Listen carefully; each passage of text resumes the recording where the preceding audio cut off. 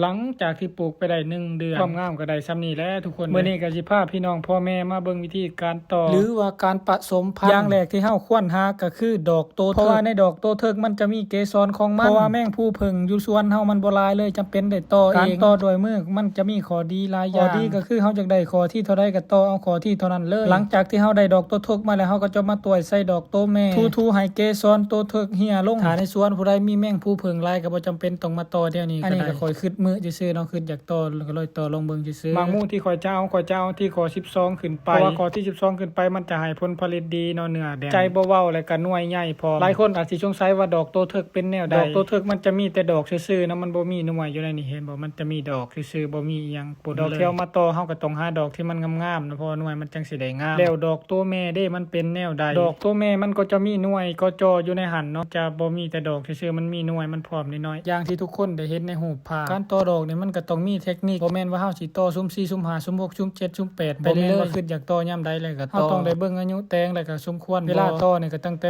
6 โมงขึ้นไปหา 9 โมงถ้าใกล้ 9 โมงไปแล้วดอกมันจะแห้งดอกมันจะบ่มีเกสรอยู่ในหันมันจะมีแต่ดอกซื่อๆ10 โมง 11 โมงขึ้นไปดอกมันจะหุบไวพอมันจะรักษาอุณหภูมิของมันบ่ให้แสงแดดถึงเที่ยงมันสิหุ้มดอกมันสิไปบานอีกเทื่อนึงก็ประมาณบ่าย2บ่าย3บ่าย4บางเทื่อมื้อใดมันขี้คร้านมันก็บ่บานเพราะว่าข่อยก็เว้าไปโลดคือกันบางอันข่อยก็บ่ฮู้จักบางอันข่อยก็เว้าไปโลดใครที่เบิ่งคลิปนี้ก็ขอให้ตึกตองให้ดีถ้าว่าเปรียบเทียบสำนักข่าวนี่ก็อยู่ระดับเที่ย4เที่ย5ผู้ใดข่อยนี่มังมู่นี่กำลังได้1 เดือนเนาะมันกำลังจะลงคลองมาหากันแล้วก็เริ่มมีน้อยให้เห็นแน่แล้วเริ่มมีแสงสว่างอยู่ปลายอุโมงค์มาแน่แล้วน้อยนึงแต่ว่าเฮาก็จะสลาใจยังก็เกิดขึ้นได้เนาะในการปลูกมังมู่เพราะว่าบางที่มันอาจสิอุ้มลูกตายก็ได้เพราะว่าเฮาบ่ทันเซียนปานใดถ้ามื้อใดเห็นคนขึ้นรถนั่นแหละคือแสงสว่างอยู่ที่ปลายอุโมงค์อันนี้ก็เป็นมังมู่ที่ค่อยคัดออกมันเป็นอยู่ข้อที่4ที่5ก็เลยจำเป็นต้องเอาออกจะเอาที่ข้อที่10ขึ้นเมื่อข้อที่12ขึ้นไปเพราะว่ามันจะให้ผลตอบแทนที่ดีถ้าต้นใดมันขี้ลายเฮาก็จะเอาไว้โลบ่จำเป็นต้องให้ท่าฮอดข้อที่10เฮาต้องเรียนเบิ่งแล้วก็หัดสังเกตว่าเฮาควรเฮ็ดแนวใดบ่ควรเฮ็ดแนวใดถ้าเห็นต้นมันงามๆเฮาสามารถเอาข้อที่10ข้อที่